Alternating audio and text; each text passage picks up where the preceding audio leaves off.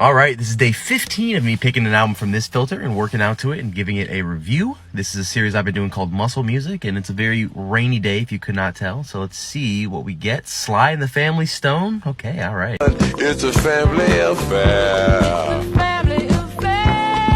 All right, we're back from the gym. We did our push day today, and here are my thoughts on There's a Riot Going On by Sly and the Family Stone. So I only sort of knew who Sly and the Family Stone were going into this. I kind of just assumed they were like this funk group from the 70s, and that's essentially what they are. They started in the 60s, I think.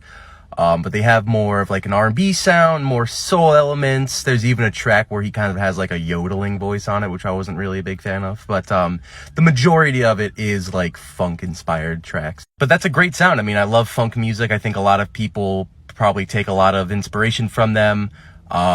This album reminds me a lot of like Childish Gambino's Awaken My Love, which is a great album, one of my favorites. So I can see where the influence kind of comes from and how important this album is. I will say listening to it for the first time at the gym is probably not the best idea. It was just a weird vibe of trying to do like dumbbell presses while listening to that. But I mean, it was still a pretty decent album. It was good enough for me not to turn it off and put something heavier on. So also, fun fact, they named this album There's a Riot Going On because of Marvin Gaye's What's Going On, which was released, I think, just a few months beforehand. They were going to call it something else, but they wanted to do kind of like a response to that title, which I think is pretty interesting.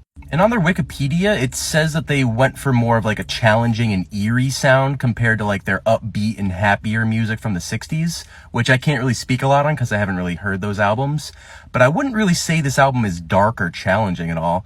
The only thing I could really point to is the last track, which is kind of a redo of like the Thank You for Letting Me Be Myself track, but it's just like a lot slower and a bit more like spacious.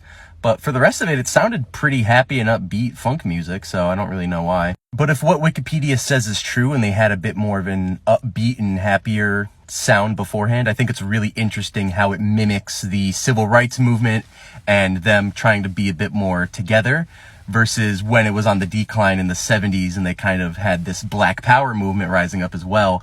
It's a cool like dichotomy of sound. But yeah, that was a pretty decent album. My favorite tracks probably have to go to You Caught Me Smiling, Time, as well as Family Affair, the kind of biggest single off of this. It was pretty good. Overall, it was a good album. My only real big knocks on it was that it was a little too like jammy, like it felt like a jam session at points. There were some tracks that really didn't need to be dragged out to like 8 minutes or so. But I think it was pretty great.